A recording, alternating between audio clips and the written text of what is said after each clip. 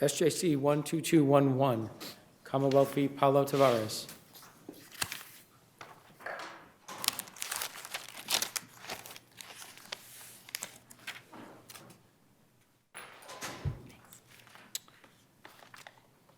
Ms. Pumphrey, good afternoon. May it please the court. I'm Janet Pumphrey for Paulo Tavares. This case dovetails nicely with the fourth case that the panel heard this morning. And I'm here to argue that there is gold in them Nar Hills without knowing what the gold is.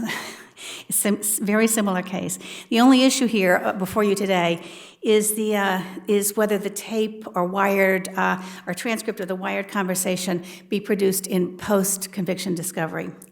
The Commonwealth refused to produce the recordings in post-conviction discovery because the record was available was closed, the tape was not admitted at trial, which it wasn't, and the wiretap statute prohibits the disclosure of any communication that was obtained through interception. The single justice denied the 211-3 petition because the petitioner she said, because the petitioner could raise these claims with indirect appeal. If the issue were brought under the ordinary review process under direct appeal, which will be before you soon, Mr. Tavares cannot make a claim of ineffective assistance of counsel on the grounds that his counsel was ineffective for failing to seek suppression of all evidence that could have been suppressed when he doesn't know what additional evidence could have been suppressed. That claim cannot be fully presented to this court and cannot be considered by this court without knowing what's in the recordings. The prejudice to the defendant, to the petitioner, cannot be overstated because, assuming it goes up without the evidence that's in the recordings, judicial economy. I go back to the Superior Court. Give me an example of how this would be prejudicial. I have trouble understanding it. Well, I think we would have to go through a gatekeeper process, which is a different standard of review. So the CIs, the statements are all suppressed. So it's really for the purposes of cross-examination that you... Cross-examination of Grinion. Meaning that there's...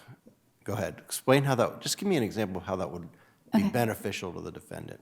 Well, the entire case turned on the credibility of Raymond Grinion. Both counsel argued that at trial. He was Raymond Grinion was a police informant. He basically made a living out of being a police informant. They paid him for a lot of cases, and then he testified that he supported his drug habits by what he was paid by the police. Didn't trial counsel have the recordings? That's what we don't know. That we don't know that. It was not in the appellate file. I think I am appellate attorney number 4, and you have an affidavit from Attorney Mursky, who was before me. But it was not in the appellate file. There's mandatory discovery, right. And then he moved to suppress and won. Right. You would assume. Right. It's been here before you once before. Right. You would assume that he had the recordings to do so. You would assume they had the recordings, but the trial attorney doesn't remember, and they are not in the file.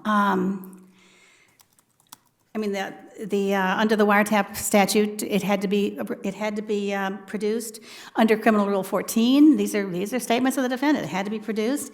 With respect to Rule 30, this court has said that the defendant must make a showing that the discovery is reasonably likely to uncover evidence that might warrant the granting of a new trial. And again, this would be impeachment evidence against Grinion. We don't know what's in there. We don't know what would be useful for impeachment. Under Brady, again, it's a fertile grounds for impeachment of Grinion. And as I said, the primary issue for both attorneys was Grinion's credibility.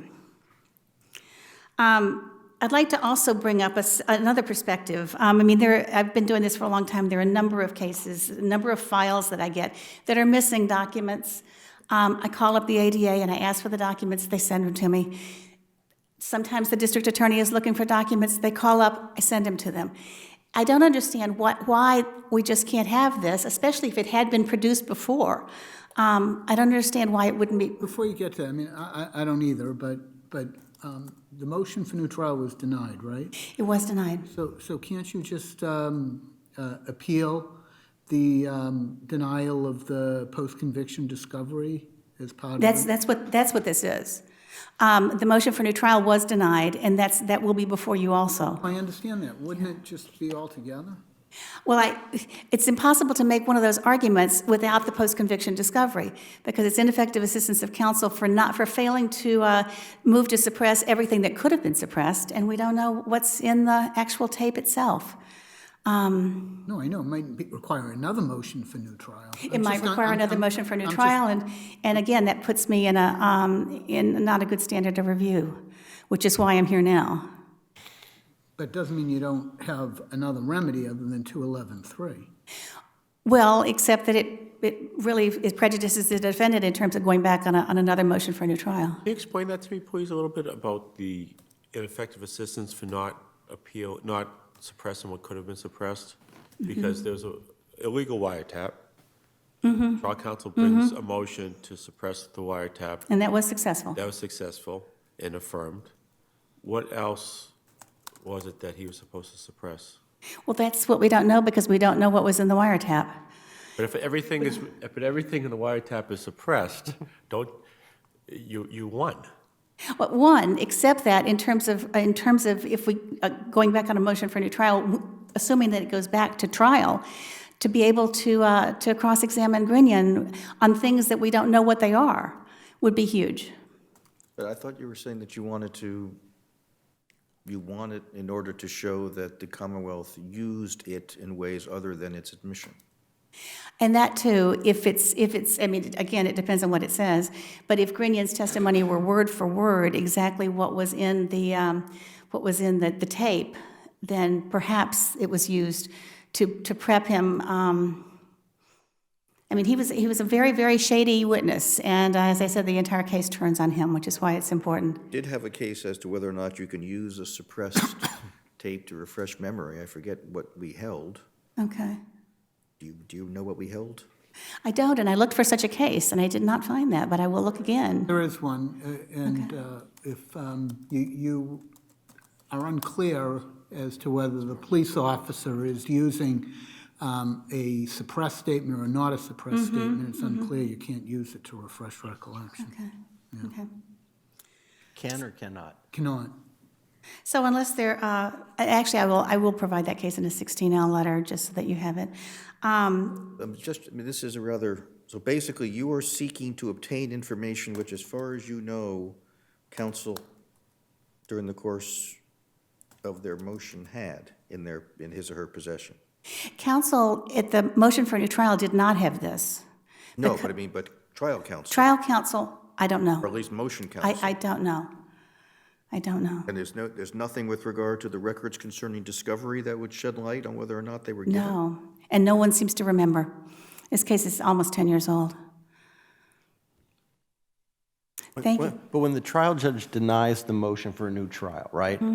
Can the trial judge, was there an evidentiary hearing? I can't remember. No. So can't the trial judge find the lawyer's affidavit not credible, that he doesn't remember this, whether he had the documents or not? Isn't that within? He didn't make that finding. What did he state on that? Did he credit that the trial judge, did he credit that the lawyer didn't remember whether he got the documents? No. So, No, it was sort of a one-liner on the motion for discovery. Well, and we get a lot of those one-liners when they don't credit it, right? Right. So if there's nothing further, thank you. Thank you. May it please the court, Carolyn Burbine for the Commonwealth. I'm filling in for a colleague who wrote the brief. It's the Commonwealth's position that the recordings here, that the single justice made the correct ruling. It's a well-established standard of review that the orders won't be disturbed absent an abuse of discretion or clear error of law, and that's our position that neither was the case here. As the justice stated, to seek relief under 211-3, you have to show both a substantial claim of a violation of substantive rights and an error that can't be remedied under the ordinary review process. And here the defendant has his motion for a new trial pending, consolidated with his direct appeal, and there's no reason why this court could not also consider whether the denial of his motion for this recording was properly denied or not. This helps the defendant or not, but what I took from the answer to that question about why couldn't it just be consolidated with the motion for new trial as far as the denial of post-conviction relief. I think what I got from the defendant was, well, if that happens and that part of the decision of the judge is reversed, but the motion for new trial were denied, that when they filed a new motion for new trial, it wouldn't be, it would have to go through the gatekeeper and it wouldn't be 33E review. I think that's the argument that was made. I believe that's the argument, but I would say that I mean, there's nothing in 211 that says except in the circumstance where, I mean, that's just part and parcel of the way the rules and the statute read, and in fact, bringing challenges to denials of post-conviction discovery as part of a denial of a motion new trial is the standard way to raise these claims, and I cited cases for that proposition. And here, I disagree with counsel's presentation that it's clear that defense counsel, or even makes sense that defense counsel didn't have a copy of the recording before trial where he filed the motion to suppress and was successful. One would think he would have no reason to file such a motion unless he was aware of the contents and knew that they would be detrimental to the defendant at trial. So I disagree that trial counsel never had it. I don't get it.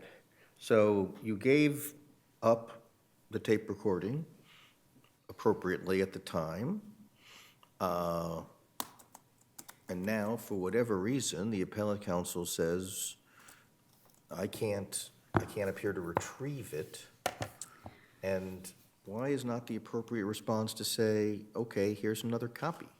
Why are we? Well, I think, I'm sorry. Why are we here? I think part of his concern is, as he noted in his letter, this court has already determined that the police didn't lawfully record it, and under General Laws, Chapter 27299C3, it says we are expressly prohibited from disclosing any communication known to have been obtained through an interception. So we're concerned that without a court order. Let's assume we say you're not going to be in violation of law to furnish it to defense counsel, which you had done already. It just seems that this is a matter of courtesy to the fact that when the defense gets passed and passed and passed, and the defense counsel, for whatever reason, can't find stuff, it just is a little bit strange to me that we're going through a motion for the judge, a single justice, and now the full court to decide whether or not you will give them what you already gave them. Well, the defense relies on Brady, and it's clear that we're not in the pretrial stance, we're in the post-conviction stance, and that the defendant has already had his trial, and so he has to make a prima facie showing that the material he's seeking is reasonably likely to lead to evidence that would have materially benefited the defense. That's Commonwealth versus Camacho. So we're not in the same stance, and the defendant has to meet a burden to get there, to get it in the post-conviction stance. And so Brady's not the appropriate standard, and for that reason, we did say you have to meet your, the trial judge and the single judge said you have to meet You know what, I'm going to do my best Yes. not to sound preachy, but you've certainly got the, you certainly, We'll see how that goes. Good luck with that. yeah, you certainly have the law on your side. But, you know, Berger versus the United States, the prosecutor's job is to make sure the justice is done. The government wins its case whenever justice is done. I mean, my goodness. So, okay, you've got the law on your side. Can they please have it so that they can see if there's something there? Well, I don't think that the defendant has made enough of a showing to show that justice was not done, because I understand. I agree with you. But from a selfish point, from a selfish standpoint, doesn't that save us a gatekeeper application? it saves me one too, but it but the law is on. We're going to have to deal with whether counsel was ineffective for failure to maintain his or her files appropriately. So we'll have to then deal with whether or not that would arguably generate prejudice if we say that defense counsel is supposed to keep documents which are the subject of a motion to suppress that goes to the SJC in his or her file. I mean, we'll do it if you want us to do it, but I just, I don't think it's, all joking aside, I think there's an important difference between pretrial and post-conviction requests. I think that it's important that in where it says you can't have it can't be a fishing expedition, and I don't agree with the characterization about the cross-examination of Grinion. The claim is going to be ineffective assistance of counsel. Defense counsel had to have had the recordings to have filed the motion to suppress. And then Grinion testified about the buy, and the defendant attacked Grinion's credibility. The only testimony about what happened as to the recordings came from Grinion, and nothing was presented to corroborate it. Now, defense counsel argued, and I would imagine this was a helpful argument for him, that there was nothing to corroborate Grinion's testimony. Now, if he actually used those recordings, if the claim is it was ineffective, how would using recordings that presumably would corroborate Grinion have helped? So the exclusion of the recordings that made it possible for the defendant to argue, don't believe Grinion because there's no corroboration of the buy. So, I don't see how that helps the defendant to argue you could use them for impeachment. And also, trial counsel filed an affidavit stating that he did not, in the original petition in front of the trial court, defense counsel's argument was that she wanted it for ineffective assistance to show that trial counsel didn't seek to suppress any information derived from the recorded buy. We have an affidavit from trial counsel saying he didn't do that because he didn't think any of the evidence came from that source. And he never claims he was not given a copy or access to the recordings before trial. So I would say that the defendant's petition doesn't have any factual basis to support the idea that trial counsel's assessment of the evidence is wrong. And as the trial judge noted, she never identified any evidence that was even arguably derived from the recordings. And she has the defendant. She could talk to the defendant. He was recorded.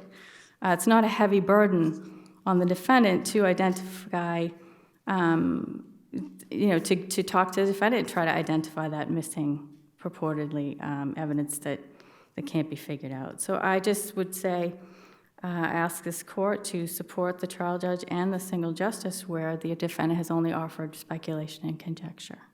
all right. I know this is not your case, so I thank you for filling in for Ms. Kenny. So you are in a difficult position. Would you do two things? Yes. And ask Ms. Kenny, she's around? I will do it. Okay. Well, the problem is, of course, it's been her case. So, in any event, if you would confer with her and with your office and ask two things. One is my memory is coming back with, I do think there is case law.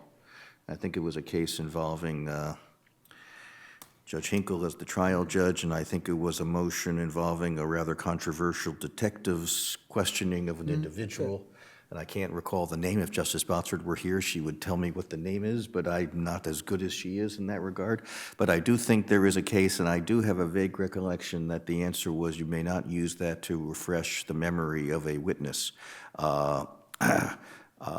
If there is such a case, and if indeed the records of the DA indicate that this was furnished to earlier defense counsel, would you at least send us a letter as to whether or not you want to persist in your position, which you're entitled to, and we'll decide it, or whether or not you want to, in view of this argument, say, we might think we're right, but it's not worth fighting about, and we'll furnish a copy to the defendant so that we know whether or not we need to address the issue in an opinion, all right? So if you would just sort of send us a letter, obviously copying Ms. Pumphrey, to consider that issue, and then come to a view as to whether or not you wish to press your point or not, I would appreciate that, okay? Yes, Your Honor. All right, thank you. Thank you.